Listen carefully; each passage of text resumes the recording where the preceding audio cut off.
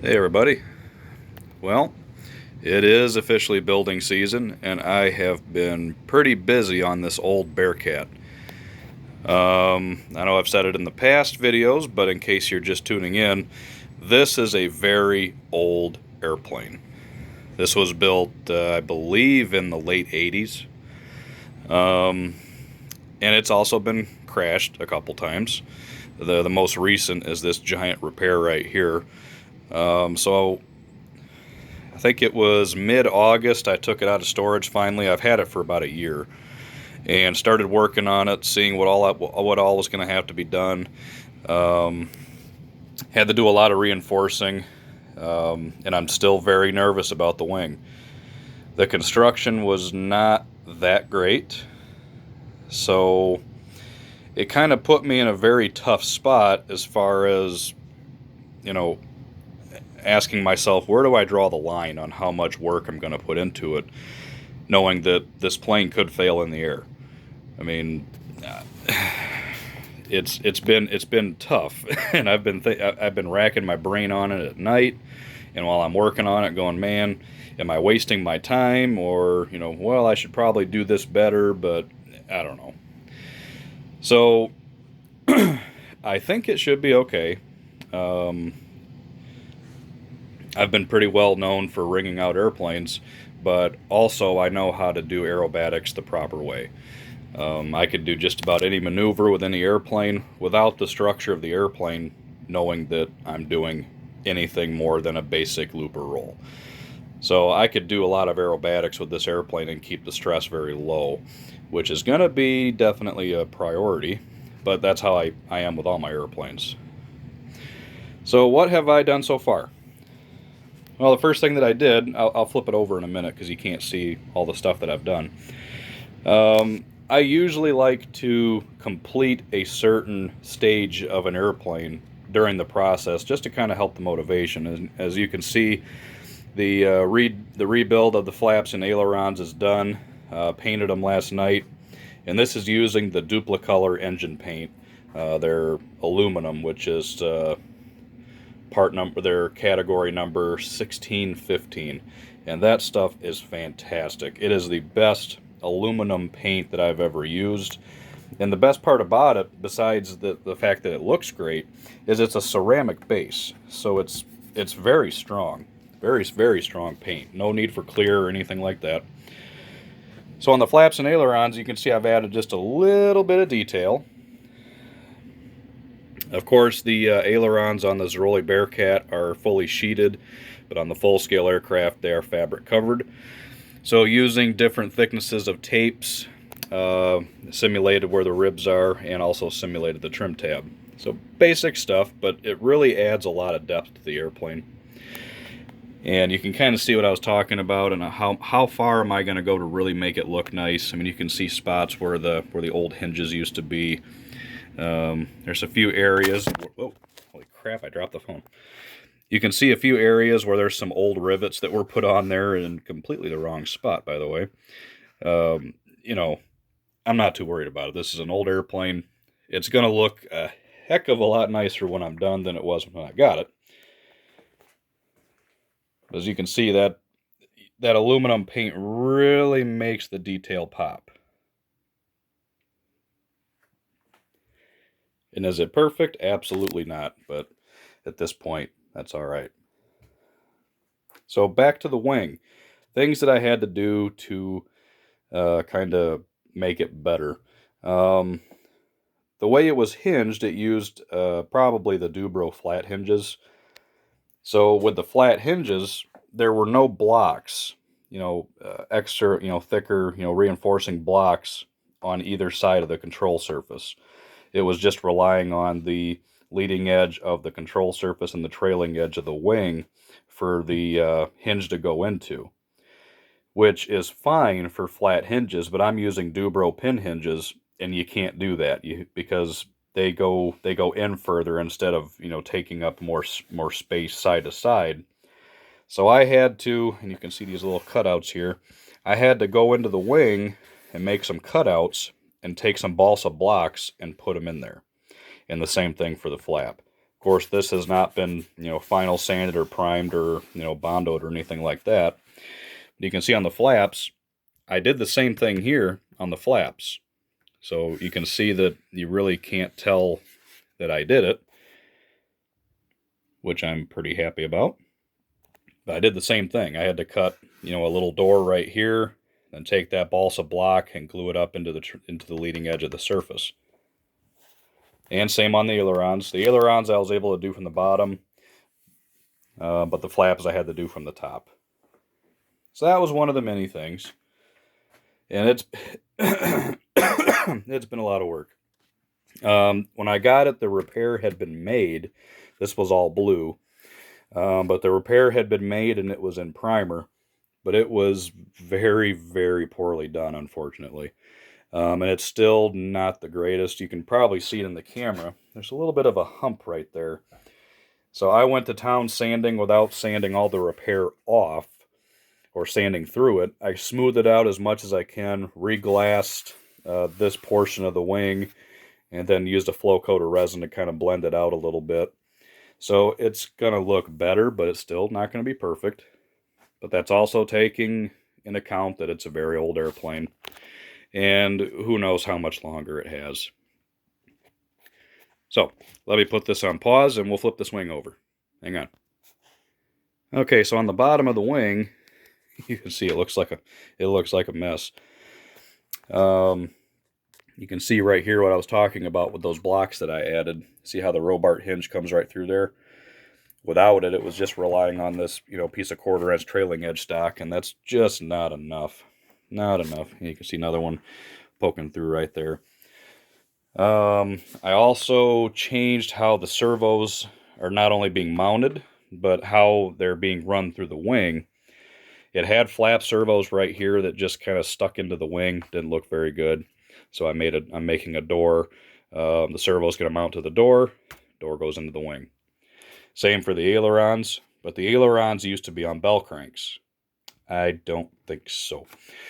So I had to carve a channel out of here so I can make, you can see it right there, so I can make a little groove into the ribs to run my aileron wires through here. Once the wires get through here, I just have to make a hole in one rib, and then it has access to go in through the center of the wing, so that's no big deal. But I had to do that so I could get the servo from point A to point B, and do that on both sides. And once that was done, glassed over it, feathered it in. It's not too bad. The bottom of this wing, no matter what, is not going to look pretty. And I'm totally okay with that. I mean, you can see the repair was, it's not level, it's just, ugh. But whatever, that's fine. I hate being that guy that always says, well, it's just the bottom, but it is just the bottom. And I was not happy with how the center section was, or the lack of how the center section was completed. The way I test my wings is I do basically what I'm doing here, except the wing was flipped around the other way. So having it being supported on the tips, I just kind of press down on it and look for how much flex I have, if there's any cracking going on. And there was a lot of flex in the center section. So you can see the nice square, the rectangle or triangle, whatever the hell shape that is, of Bondo going around. I removed this portion of the belly pan and resheeted the inside and reglassed. So that way, because the sheeting used to come to here and come to here, and that was it. They weren't actually joined in the center. There was no fiberglass. It was just relying on Nick Ziroli's tiny little plywood joiners. So that just made me nervous. So I redid that. So this still needs to has some sanding done before I can prime it. The wing is really close to being primed. Then once it's primed, it'll show me just how much work I still have left to do before I can actually paint it. The gear rails were in bad shape, broken, just really bad. So using a wiggly tool, everybody should have a wiggly tool. Man, terrible. For those that are not familiar with the wiggly tool, they're called an oscillating tool. Basically, it's just almost looks like a long, Dremel looking thing, but it's got a blade that sticks out the head, and it just goes back and forth, extremely fast. But it makes it real nice for putting into areas like this and cutting straight line this way, then going underneath and cutting this way. Because all I had to do was just use that tool, cut out the old blocks, and literally plop the new ones in. So now it's got some nice new blocks. This one over here, I scabbed in some new portions of the blocks since most of it was still in good shape. I just had to redo some of it. And over here, I already did quite a bit of Bondo work just to kind of feather things out. But like I said, it's not going to look good on the bottom. It's just not. And it could if I put a ton of work into it. But I want the airplane to look good. But at the same time, I don't want to put so much work into it and then have the plane fall apart. That would be just devastating. And believe me, it still bothers me.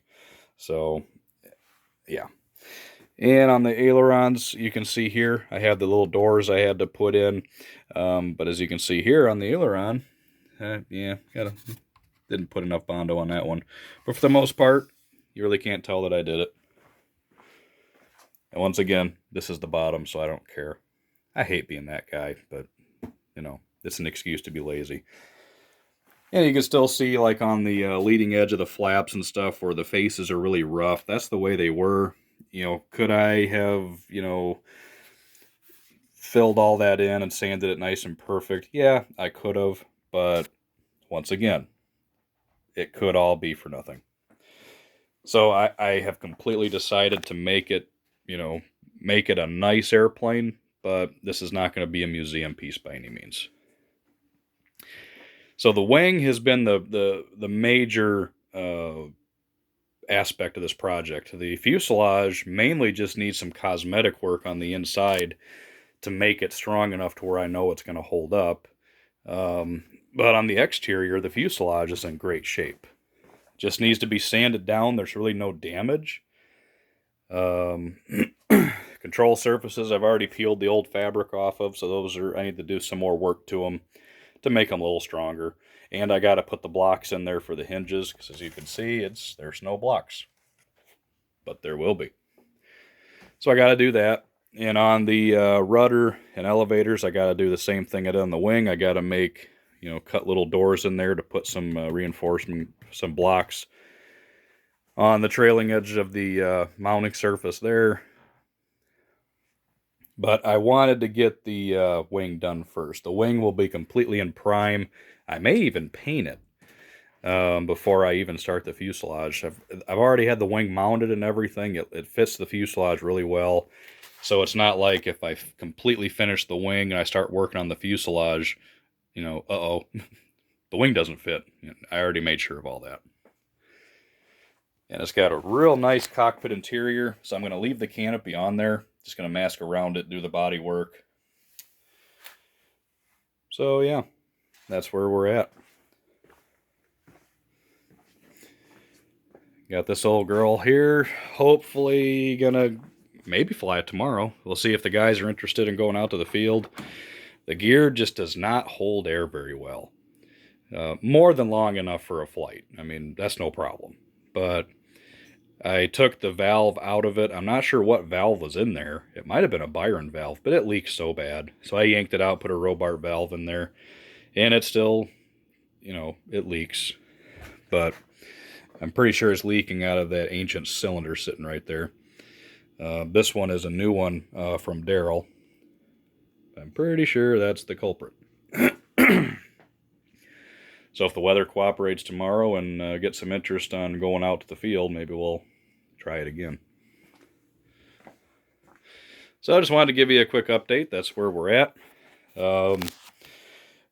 Hopefully by next weekend I'll have the wing in primer, because once it's in primer is the most important stage when it comes to painting for many reasons. But the main reason is right now with this completely you know, I call it the barf effect because it looks like somebody barfed on the thing.